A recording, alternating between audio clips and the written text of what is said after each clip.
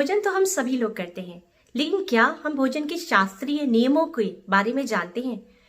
तो आज इस वीडियो में हम बात करेंगे कि भोजन को करने के शास्त्रीय नियम क्या क्या होते हैं। यानी कि भोजन कैसा होना चाहिए, उसकी मात्रा कैसी होनी चाहिए, किस प्रकार का भोजन हमारे शरीर के लिए हितकर है, पथ्यकर है, या फिर किस प्रकार का भोजन हमारे लिए अपथ्यकर होता है।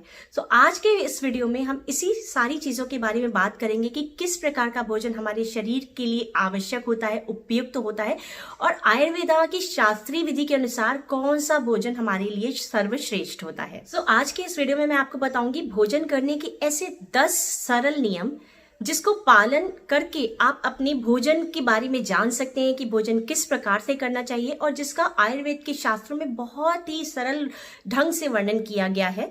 सो वीडियो को एंड तक जरूर देखिएगा, और मेरे चैनल में अगर नए हैं, पहली बार आए हैं, तो इसे जरूर सब्सक्राइब कर लीजिएगा। मैं डॉक्टर पूजा आप सभी का अपने चैनल नेचुरल लिविंग DRX में स्वागत करती हूँ। तो चलिए जानते हैं कि किस प्रकार का भोजन हमारे लिए उपयुक्त होता है और कैसा होना चाहिए। भोजन की शास्त्रीय विधि का मतलब होता है कि भोजन करते समय किन किन बातों का ध्यान रखना बहुत ही ज्यादा आवश्यक होता है। जैसे कि भोजन कब करना चाहिए, भोजन कितनी देर में करना चाहिए, भोजन में क्या खाना उपयुक्त है, भोजन सिर्फ 2 बार ही करना चाहिए या थोड़ी थोड़ी देर में खाते रहना चलता है।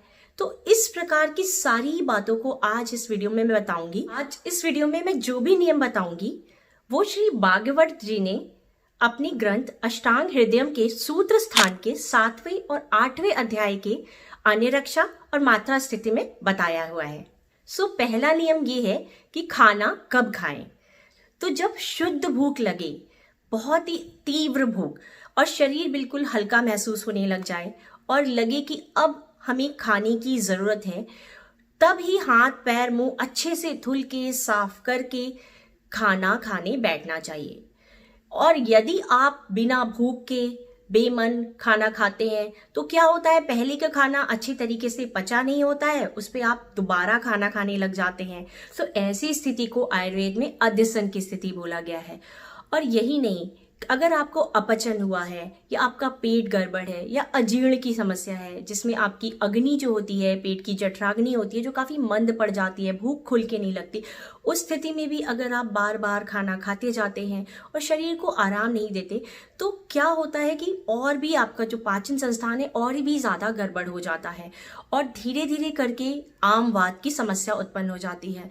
आयुर्वेद में ऐसा माना गया है कि आमवात ही सभी प्रकार की बीमारियों की जड़ होती है। इसीलिए भागवत जी ने बताया है कि खाना हमें तभी खाना चाहिए जब हमें खुल करके पूरी तरीके से शुद्ध भूख लगी हो, तभी हमें खाने का सेवन करना चाहिए। और यही नहीं, उन्होंने तो उस ग्रंथ में इतना बारीकी से इसका वर्णन किया है कि जैसे खाना हमें खाने से पहले भगवान है, पहले सबसे पहले उन्हें अर्पित करना चाहिए। उसके बाद जो भी हमारे घर के बड़े हैं, बुजुर्ग हैं, उन्हें खाना देने के बाद छोटे बच्चों को तृप्त करने के बाद ही खाने को ग्रहण करना चाहिए, उसका सेवन करना चाहिए। तो शरीर में और ही अच्छे तरीके से खाना लगता है। खाने का दूसरा नियम है कि खाना कितनी बार खाना चाहिए। खाना 2 बार खाना चाहिए या फिर 2 से अधिक बार खाना खाना उपयुक्त है, या फिर हर आधे पौने घंटे में कुछ भी खा लेना सही है या गलत। तो देखिए, हमारी सबकी शरीर की बनावट अलग होती है, हमारे सबका रहन सहन अलग होता है, काम करने का तरीका अलग होता है, दिनचर्या अलग होती है, और यही नहीं, हमारी बॉडी की प्रकृति भी अलग होती है। साथ ही साथ हमारे गुण दोष, शरीर के जो दोष होते हैं, प्रकृति, वो बिल्कुल भिन्न भिन्न होती है। तो आयुर्वेद में इसका नियम सबके लिए अलग अलग होता है, यानी सबकी अपनी जो आपकी आचार्यता है उसके अनुसार ही होता है। जैसे कि अगर किसी की प्रकृति कफ है, ये कफ प्रकृति वाला व्यक्ति है, तो उसे जो भूख है उसका खाना इतनी जल्दी से नहीं पचेगा, और उसे जो भूख है वो शायद सुबह एक बार खाने के कुछ घंटों के उपरांत ही लगे, तो उसे तब ही खाना खाना चाहिए जब पूरी खुल करके भूख लगे। अगर वही बात की जाए पित्त दोष वाले व्यक्ति की, तो अगर किसी की प्रकृति पित्त है, क्योंकि पित्त तीक्ष्ण प्रकृति होती है, तो जो खाना होता है, भोजन होता है, वो बहुत ही तीव्रता से पचन हो जाता है, तो उसके लिए शायद उसको खाना खाने के 1-1.5 घंटे बाद ही दोबारा भूख का अनुभव होने लग जाए। तो उस स्थिति में वो दोबारा खाना खा सकता है, क्योंकि उसका खाना जल्दी पचन हो गया। इसी प्रकार से जो लोग अब सिर्फ बैठने वाला काम करते हैं या ऑफिस वर्क करते हैं, तो उनको 7 से 8 घंटे सिर्फ बैठना है, ज़्यादा शारीरिक वर्क नहीं है। मेंटल वर्क तो है लेकिन शारीरिक श्रम जो होता है वो ज़्यादा नहीं है। तो उस कंडीशन में वो अगर बैठी हुई कंडीशन में भी बराबर खाते रहेंगे, थोड़ी थोड़ी देर में कुछ ना कुछ डालते रहेंगे अपने शरीर के अंदर, तो उस कंडीशन में उन्हें आम बात हो सकती है या अपचन की शिकायत हो सकती है। वहीं जब तक उन्हें खुल के भूख ना लगे तब तक उन्हें खाना नहीं खाना चाहिए। और इसी की दूसरी तरफ अगर देखें, अगर कोई शारीरिक श्रम वाला काम करता है जिसमें बहुत ही ज्यादा लेबर या परिश्रम की जरूरत होती है, तो उस कंडीशन में या तपती धूप में काम कर रहा है जिसमें काफी पसीना आ रहा है, यानी आपकी एनर्जी जा रही है, ऊर्जा का वहन हो रहा है, तो उस कंडीशन में अगर आप जब उसे जल्दी अगर भूख लगती है तो वो जल्दी खाना खा सकता है, वो उसके लिए उपयुक्त है। इसी प्रकार अगर बात करें, कोई अगर एसी रूम में बैठ करके काम कर रहा है जिसमें ना ही तो उसे अधिक श्रम करना पड़ रहा है और ना ही शरीर से पसीना ही बाहर निकल रहा है, तो इन दोनों ही सूरतों में जो हमारी ऊर्जा है उसका उतना ज्यादा वहन नहीं हो रहा। तो उस सिचुएशन में हमें जो भी हमारे आहार विहार के नियम है, ये हमें अपनी जो आपकी दिनचर्या है, आपकी कार्य प्रणाली है, आपके शरीर की प्रकृति है और जो आपके शरीर का ओवरऑल आपका किस तरीके का नेचर है, स्वभाव है शरीर का, उसके अनुसार ही हमें उसको ध्यान में रखते हुए उसका चयन करना चाहिए। तो अभी तीसरा नियम है कि खाना कैसा होना चाहिए। तो देखिए, खाना जो होता है वो हमारा हमेशा सात्विक होना चाहिए, मतलब कि सात्विक आहार होना चाहिए, हमारे दोष हमारी प्रकृति के अनुकूल होना चाहिए, हमारे शरीर के अनुकूल होना चाहिए। और बोलते हैं कि देश सात्य में होना चाहिए, मीन्स आप जिस जगह पे पैदा हुए हैं उसके अनुकूल होना चाहिए। जैसे कि अगर आप बात करें कि अगर पंजाब में जो लोग रहते हैं तो वो रोटी ज़्यादा खाते हैं, वहीं अगर बंगाल में जो लोग हैं तो वो चावल ज़्यादा सेवन करते हैं, जबकि वो अगर पूरे 12 मास भी चावल खाते हैं फिर भी उन्हें कोई दिक्कत नहीं होती। वहीं अगर पंजाब में रहने वाला व्यक्ति अगर राइस यानी चावल का सेवन अधिक करने लग जाता है तो उसे गैस, अपचन, अम्लता जैसी शिकायतें होने लग जाती हैं। क्यों? क्योंकि जिस जगह पे उगा हुआ जो अनाज है वो उसी जगह पे आप अगर रह रहे हैं तो आपके लिए अनुकूल होता है और आपके लिए आसानी से पाचक भी होता है। वहीं अगर बात करें कि अगर बंगाल में रहने वाला व्यक्ति अगर आके पंजाब में जॉब करने लगता है, पंजाब में रहने लग जाता है और वो वही चावल खाना ही की आदत है उसकी और वो चावल ही खाता रहता है, तो हो सकता है उसे धीरे से चल के प्रॉब्लम होने लग जाए, क्योंकि पंजाब का जो मौसम है वो बंगाल के अनुसार नहीं है। तो अगर इसी तरीके से आपको अपने देश साथ मतलब देश के अनुकूल ही भोजन करना चाहिए।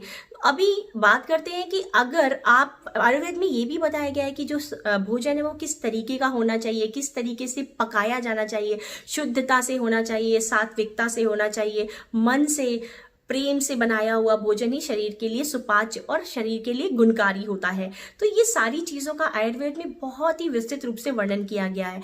यूं तो आयुर्वेद में कुछ रोगों के लिए मांसाहार को उपयुक्त बताया गया है, आप नॉनवेज खाना उपयुक्त होता है, लेकिन वैसे अगर आप शुद्ध तरीके से देखा जाए तो उसमें शाकाहार और सात्विक भोजन को ही श्रेष्ठ माना गया है, क्योंकि ये हमारे शरीर के लिए सौम्य होता है, लघुपाचक होता है। लघुपाचक मतलब जो आसानी से पच जाए, जिसका जो डाइजेशन है वो इजिली हो जाए, जिसके लिए हमारे शरीर को एक्स्ट्रा श्रम यानी एक्स्ट्रा परिश्रम ना करना पड़े, तो वो शाकाहारी भोजन ही हमारे लिए उपयुक्त होता है। तो अगर हो सके तो शाकाहार का ही सेवन करें। साथ ही जो आपके परिवार का रिचुअल्स हैं, जो आपकी परंपरा है, उसे भी हमें ध्यान में रखते हुए खाना खाना चाहिए।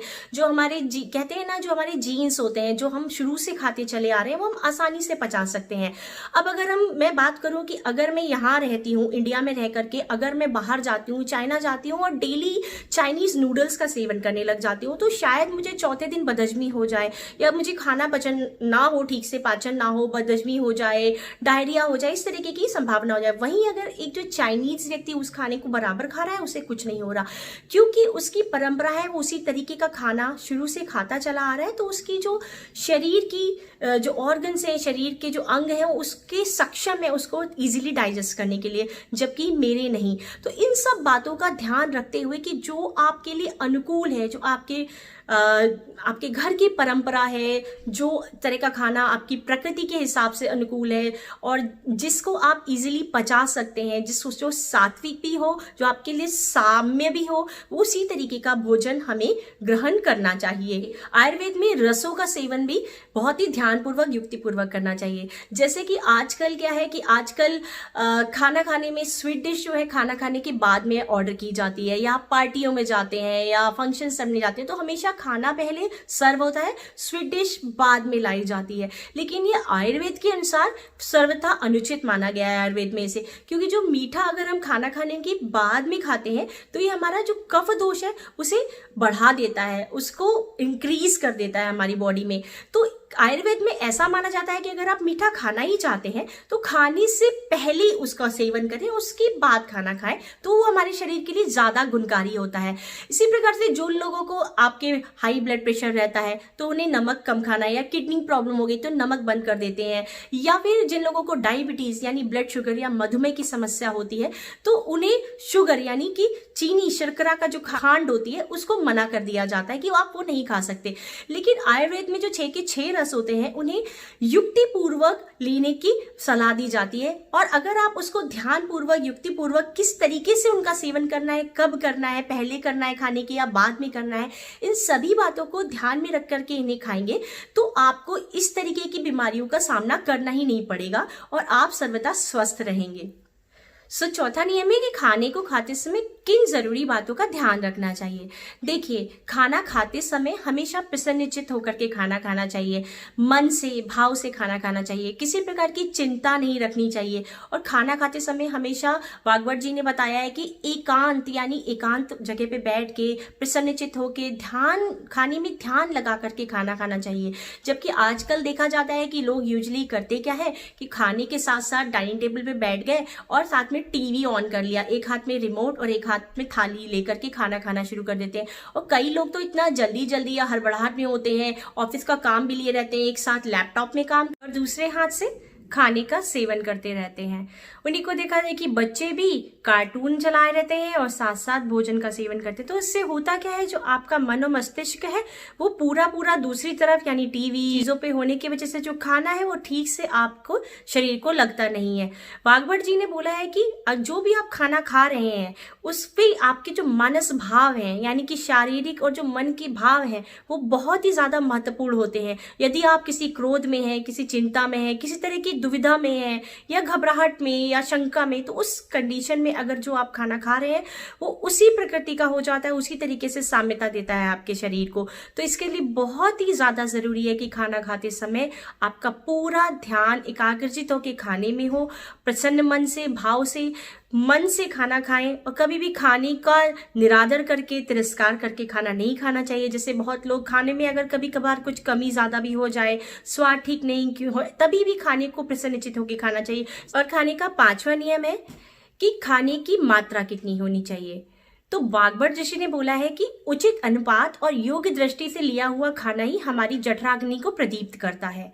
यानी कि जो खाने की अनुपात या मात्रा आपकी रहन सहन, आपके शरीर, आपका श्रम परिश्रम, आप कहाँ रहते हैं, इन सभी चीज़ों पे निर्भर करती है। जैसे कि आपकी उम्र, आपका कार्य, ये सारी चीज़ें पे नज़र डाल करके ही हम ये अनुपातिक दृष्टि पे उतरते हैं कि हमारा जो मात्रा है भोजन की वो कितनी होनी चाहिए। साथ ही साथ एक भागवत ऋषि ने ये भी बताया है कि जो हमारा पेट होता है, हमारा जो अमाशय होता है, उसमें 4 भाग होते हैं, जिसमें जो पहले 2 भाग होते हैं वो भोजन के लिए होते हैं, जिसमें आप दाल चावल रोटी तरकारी वगैरह जो भी आप खाना ग्रहण करते हैं, अन्न ग्रहण करते हैं, वो उसके लिए होता है। उसके अलावा जो अगला एक भाग होता है वो द्रव यानी द्रविक पदार्थ, यानी कि जैसे जल हो गया, पानी है, ये छाछ हो गई, दूध हो गई, सूप हो गया, इस तरीके की द्रव्य चीजों के लिए होता है। इसके अलावा जो आपका 4था भाग होता है वो हमारी जो दोष होते हैं, हमारे जो प्रकृति और दोष होते हैं, वात पित्त कफ, उनके लिए, उन क्रियाओं के लिए उसे खाली छोड़ा जाता है। और इसीलिए बोला जाता है आयुर्वेद में कि खाना हमेशा अनुपातिक दृष्टि से थोड़ा, जितनी आपको भूख लगी हो, जितनी आपकी अग्नि प्रदीप्त हो, उससे थोड़ा सा कम खाना चाहिए, ताकि उसका पचन जो है वो अच्छी तरीके से हो सके। साथ ही एक और बात का ध्यान रखना चाहिए मात्रा को निर्धारित करते वक्त। अगर आप कभी कोई हैवी खाना खा रहे हैं या कभी कोई हल्का यानी लाइट खाना खा रहे हैं, तो उन दोनों की गुण दोषों को ध्यान में रखते हुए भी उसकी मात्रा का चयन करना होगा। जैसे कि अगर भारी खाना यानी हैवी डाइट ले रहे हैं तो उसकी मात्रा हल्की डाइट से कम होगी, और अगर आप हल्का खाना खा रहे हैं तो शायद वो थोड़ी सी ज्यादा हो जाए। तो इन सभी बातों को ध्यान में रख के वाग्भट जी ने बताया है कि कैसे आप अपने भोजन की मात्रा का चयन कर सकते हैं। छठा नियम ये है कि खाना पथ्यकर होना चाहिए, यानी कि पथ्यकर मतलब आपके लिए पथ्यकर हितकर होना चाहिए, जो आपके शरीर के अनुकूल हो, जो आपकी बॉडी टाइप के अनुकूल हो, यानी आपकी प्रकृति आपके स्वभाव के अनुसार हो। तो ऐसे में जैसे अब जो आपके वात कफ और पित्त जो दोष होते हैं शरीर के, उसको ध्यान में रखते हुए ही भोजन करना चाहिए। जैसे कि जो अनाज है वो हमेशा हमें 1 साल पुराने अनाज का सेवन करना चाहिए, क्योंकि कहते हैं आयुर्वेद के अनुसार जो नए अनाज होता है जो वो थोड़ा सा शरीर के लिए गर्म हो जाता है। साथ ही जो हमारे सब्जियां हैं उसमें जो हरी पत्तेदार सब्जियां ऐसे तो लाभदायक होती हैं, लेकिन अगर आप डेली हरी पत्तेदार सब्जियों का सेवन करेंगे तो कभी कभी हमारे शरीर के लिए लाभ ना देके हानिकारक हो जाती हैं। इसीलिए रोजमर्रा के उसमें जैसे कि आपकी लौकी हो गई, तोरी हो गया, टिंडा हो गया, इस तरीके की सब्जियों का सेवन करना चाहिए। दालों में मूंग की दाल को आयुर्वेद में बिल्कुल ही निर्दोष बताया गया है, सर्वदा निर्दोष बोला गया है। तो आप मूंग की दाल का अगर आप डेली भी सेवन करते हैं वो तो कंप्लीटली सुरक्षित है। इसके अलावा अगर हम बात करें तो खाने में गाय का घी यानी आपकी जो स्निग्ध होना चाहिए, तो गाय के घी का जरूर सेवन। साथ ही खाने में जो आसानी से अवेलेबल जो हमारे मसाले होते हैं घर के, जैसे कि हल्दी हो गया, जीरा हो गया, राई हो गया, इस तरीके के जो मसाले हैं, वो धनिया हो गया, ये सब मसाले हमारे शरीर के बहुत सारे रोगों के लिए लाभदायक होते हैं। तो ये हमारे स्वास्थ्य के लिए हितकर होते हैं, तो इनको सेवन करना बहुत ही आवश्यक और अच्छा बताया गया है। इसके बाद खाने के बाद आयुर्वेद के अनुसार तक्रकल्प को बहुत ही अच्छा माना गया है। तक्रकल्प मतलब दही या छाछ का सेवन। तो खाना खाने के बाद अगर आप तक्रकल्प का सेवन करते हैं तो आयुर्वेद के अनुसार बहुत ही अच्छा माना जाता है। ये हमारे खाने को पचाने के लिए बहुत ही उपयुक्त और अनुकूल होता है। साथ ही अगर खाना खाने के बाद आप पान लेते हैं, पान, इलायची या लौंग का सेवन करते हैं, तो वो भी हमारी जो खाने की डाइजेशन यानी पाचन के लिए बहुत ही आवश्यक और अनुकूल माना गया है। 7वां नियम है कि खाने के वक्त पानी कितना पीना चाहिए और कैसे पीना चाहिए। देखिए, वाग्भट जी ने बताया है कि खाना खाते वक्त हमेशा घूंट घूंट पानी पीना चाहिए। बहुत लोग क्या करते हैं, खाना खाने के बाद तड़ाक से पूरा पानी पी लेते हैं, या खाना खाने से पहले ही बहुत सारा पानी पी लेते हैं। तो अगर आप खाना खाने से पहले बहुत ज्यादा पानी पी करके खाना खाने आते हैं तो उस कंडीशन में माना जाता है आयुर्वेद के अनुसार कि यह वात प्रकोप करता है, यानी वात को बढ़ाता है। और साथ ही अगर आप खाना खाने के बाद में पानी पीते हैं बहुत सारा, तो ये कफ को बल देता है, यानी कफ को बढ़ाता है। तो कैसे पिएं? देखिए, अगर खाना खाने से पहले आपको प्यास लगती है तो हमेशा 45 मिनट यानी पौन घंटा पहले ही आप पानी पी लें, और अगर खाना खाने के बाद अगर पानी पीना चाहते हैं तो 45 मिनट यानी अगेन पौन घंटे बाद ही पानी पिएं। लेकिन अगर बीच में प्यास लगती है तो थोड़ा थोड़ा घूट घूट करके और गुनगुना यानी वार्म वाटर ही पिएं, क्योंकि वो हमारे खाने को पचाने में मदद करता है। जिस तरीके से आप किसी भी चीज को मिक्स कर रहे हैं और सूखा मिलता नहीं, उसी तरीके से उसमें थोड़ा थोड़ा करके पानी डालें। जैसे आटा गूंद रहे हैं, अगर एक साथ ज्यादा पानी डाल देंगे तो क्या सब गीला गीला हो जाएगा। सिमिलरली अगर आप उसमें थोड़ा थोड़ा करके पानी डालते हैं तो एक अच्छा डो तैयार होता है। उसी तरीके से अगर खाना खाने के बीच में घूंट घूंट पानी पीते हैं तो वाग्भट जी ने बताया वो हमारे खाने का पचन भी अच्छा करता है, खाने के लिए गुणकारी और शरीर के लिए भी गुणकारी होता है। बताया है कि खाने और नींद के बीच में 2.5 घंटे का डिफरेंस होना चाहिए, यानी खाना खाने और बिस्तर पे सोने जाने के बीच में 2.5 घंटे का जरूर ही गैप होना चाहिए। ये रात का खाना जो है वो सूर्यास्त से पहले खा लेना चाहिए, क्योंकि ये हमारे स्वास्थ्य के लिए हितकारी होता है, हितकर होता है। और साथ ही सूर्यास्त के बाद पानी भी बहुत ज्यादा मात्रा में नहीं पीना चाहिए, थोड़ा थोड़ा पानी अगर प्यास लगे तो पिया जा सकता है। तो अगर आप इस तरह से नियम का पालन करेंगे तो आपका खाना अच्छे से हजम होगा, पाचन शक्ति भी मजबूत होगी और साथ ही आपको नींद भी बहुत ही अच्छी आएगी। सो 8वां नियम यह है कि अपत्यकर भोजन का सेवन ना करें। तो अब अपत्यकर भोजन से क्या मतलब है? अपत्यकर भोजन मतलब जैसे कि आपको खाना ठीक से पचा नहीं है और उसके बाद भी आप खाना खाते जा रहे हैं, इसका मतलब अध्यसन, इसे आयुर्वेद में अध्यसन बोला गया है। तो इससे भी हमारे शरीर के लिए, हमारे पाचन तंत्र के लिए काफी नुकसानदायक होता है। तो इस तरीके का पथ्य हमें पालन नहीं करना चाहिए। दूसरा ये है कि जब अगर हमें बहुत भूख लगी है फिर भी हम काम में व्यस्त हैं या किसी वजह से खाना नहीं खा पा रहे हैं, भूख को मार रहे हैं, तो इसे बोलते हैं अनशन, यानी जब भूख लगी है और खाने को उस वक्त सेवन नहीं कर रहे हैं। तो ऐसा भी नहीं करना चाहिए, इससे भी हमारे शरीर पे बुरा प्रभाव पड़ता है। तीसरा होता है अजीर्ण। अजीर्ण मतलब जब आपका पेट अच्छा नहीं है, मन अच्छा नहीं है, उसके बाद भी जिन चीज़ों से आपको दिक्कत होती है आप फिर भी उन्हें खा रहे हैं, उनका सेवन कर रहे हैं, उन्हें प्रयोग में ला रहे हैं, तो इस कंडीशन में भी ये हमारे शरीर के लिए उपयुक्त नहीं है। यानी विरोधा आहार कौन कौन सा है? जो विरोधाहार मीन्स जैसे कि 2 खाने एक साथ में नहीं खाने चाहिए। जैसे कि आपका दही हो गया, और दही का उपयोग बोला जाता है कि रात में नहीं करना चाहिए। रात में सूर्यास्त के बाद दही जो होता है हमारे शरीर के लिए, दही यानी तक्रकल्प शरीर के लिए उतना उपयोगी नहीं होता है।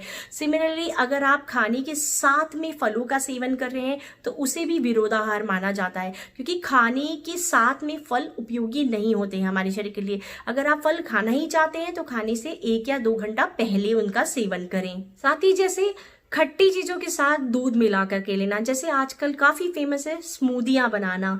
बहुत सारे लोग मिल्क शेक और स्मूदीज पीते हैं, जिसमें क्या करते हैं बेरीज डाल देते हैं और मिल्क के साथ ब्लेंड कर देते हैं दूध के साथ, जो कि विरोधाहार है, जिससे आपको बहुत सारी स्किन की, क्योंकि जब हमारा पेट अच्छा नहीं होता, पेट का पाचन अच्छा नहीं होता, तो उसका सीधा संबंध हमारी त्वचा यानी स्किन पे आता है, तो स्किन से संबंधी रोग होने के चांसेस रहते हैं।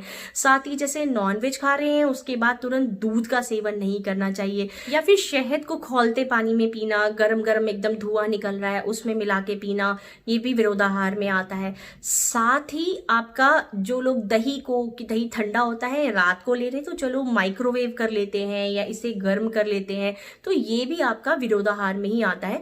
तो इस तरीके के जो विरोध आहार है इसे खाने से बचना चाहिए, ताकि जो आपके शरीर की अनुकूलता है वो बनी रहे। साथ ही अगर आज की व्यवस्था को देखें तो जैसे कि बहुत ज्यादा नॉनवेज है उसका सेवन नहीं करना चाहिए, या बहुत ज्यादा कोल्ड ड्रिंक्स हो गई, काफी ज्यादा जंक फूड हो गया जैसे पिज्जा, बर्गर, चाउमीन, ये सारा अपत्यकर में आता है। तो इनका सेवन कभी कभार चलता है, वंस इन अ वाइल आप उसका सेवन कर सकते हैं, लेकिन अगर डेली सिर्फ आपका रुझान इसी तरफ है, इसी तरह के खाने को आप खाना चाहते हैं, सेवन करना चाहते हैं, तो ये आपकी खाद्य प्रणाली, आपकी पाचन प्रणाली सबको प्रभावित करता है। साथ ही साथ जो लोग बहुत ही ज्यादा डेयरी, चीज इस तरीके के भी लेते हैं, क्योंकि ये हमारी आंतों यानी आंत के लिए अच्छा नहीं होते, तो ये पनीर हो गया, जो लोग डेली इस तरीके के खाने का सेवन करते हैं, या बहुत ज्यादा फर्मेंटेशन वाला फूड हो गया जैसे कि आपका इडली, डोसा, ज्यादा फर्मेंटेड फूड भी हमारे शरीर के लिए नुकसानदायक होता है। यूं तो उसमें गुड बैक्टीरिया होता है, बट ज्यादा मात्रा में अगर किसी भी चीज की आप अति कर देते हैं, तो वो हमारे शरीर के लिए नुकसानदायक हो जाती है। तो हमें इन तरीके से किसी भी चीज, हर चीज को बैलेंस वे में यूज करना है। सब चीज को बैलेंस करके ही लेंगे तो हमारे शरीर के लिए प्रभावकारी होगा। 9वें नियम में भागवत जी ने बताया है कि हमें अपथ्यकर चीजों का त्याग करना चाहिए और पथ्यकर चीजों को इन करना चाहिए, यानी उनका सेवन करना चाहिए। तो इसका मतलब ये है कि जो लोग बहुत ज्यादा अपथ्यकर, यानी जैसा मैंने अभी पिछले नियम में बताया, उन वस्तुओं का, उन खाद्य पदार्थों का सेवन करते हैं, तो उनका शरीर का जो प्रकृति है उसी प्रकार की हो जाती है, उनके शरीर को उसी प्रकार की चीजों की आदत हो जाती है। तो आप उसे एक पल में या एक झटके में छोड़ करके पथ्य का सेवन ना करें, आपको उसको धीरे धीरे त्यागना है और पथ्य वाली चीजों को शामिल करना है, यानी कि 1/4 भाग को छोड़ देना है पथ्य वालों को और उसमें पथ्य कर जो चीजें हैं उसको शामिल करना है। इस तरीके से धीरे धीरे अगर आप उसको छोड़ेंगे, त्यागेंगे और उनको शामिल करेंगे तो आपके शरीर को दुष्प्रभाव का सामना नहीं करना पड़ेगा। और 10वां नियम है कि ये जितने भी 9 नियम बताए हैं इनमें से किन लोगों को छूट दी हुई है, मतलब कौन लोग इनका अगर कुछ कम पालन करते हैं तो भी चलेगा। तो वो लोग हैं जिनकी जो जठराग्नि है वो काफ़ी तीव्र होती है और जो कुछ भी पचा लेते हैं आसानी से, जिन्हें आसानी से इंडाइजेशन नहीं होता, जो काफ़ी परिश्रम करते हैं, श्रम करते हैं, जिनका शारीरिक श्रम वाला काम रहता है और जो अच्छे से जिनका डाइजेशन सिस्टम अच्छा रहता है, पाचन तंत्र अच्छे से काम करता है, वो लोग अगर इनमें से कुछ एक आधे नियम का पालन नहीं भी करते हैं या थोड़ा बहुत कम ज़्यादा भी करते हैं तो चल जाएगा। लेकिन जिन लोगों की ऑलरेडी दिक्कत रहती है, अगर वो इन नियमों का पालन नहीं करते हैं तो उनको काफ़ी ज़्यादा शारीरिक प्रॉब्लम का सामना करना पड़ सकता है। सो ये इतनी आसानी से वाग्भट जी ने बहुत ही सरल शब्दों में इन नियमों को आयुर्वेदा में समझाया है। तो अगर आप भी स्वस्थ रहना चाहते हैं, निरोगी रहना चाहते हैं, प्रसन्न निश्चित रहना चाहते हैं तो इन सभी नियमों का पालन करें। आशा करती हूँ ये वीडियो मेरा आपको पसंद आया होगा। अगर अच्छा लगा हो तो इसे लोगों में शेयर कर दीजिए, लाइक बटन दबा दीजिए, क्योंकि ये बहुत ही इंपॉर्टेंट वीडियो है और ये मैं चाहती हूँ कि सबके को पता होना चाहिए कि जो खाना, क्योंकि हम सभी खाते हैं, बिना खाने के कोई भी जीवित नहीं रह सकता है इस संसार में, लेकिन उसके नियम शायद लोग पूरी तरह से फॉलो नहीं कर पाते, लोगों को पता नहीं होते, जिसकी वजह से अनेक बीमारियों का सामना करना पड़ता है। तो इसे ज़रूर शेयर करें लोगों के साथ ताकि वो सभी लोग समझ सकें कि इनको किस तरीके से और कैसे, किस अनुपातिक वे में इसको लेना है और अपने जीवन में शामिल करना है। Stay tuned, stay healthy, take care.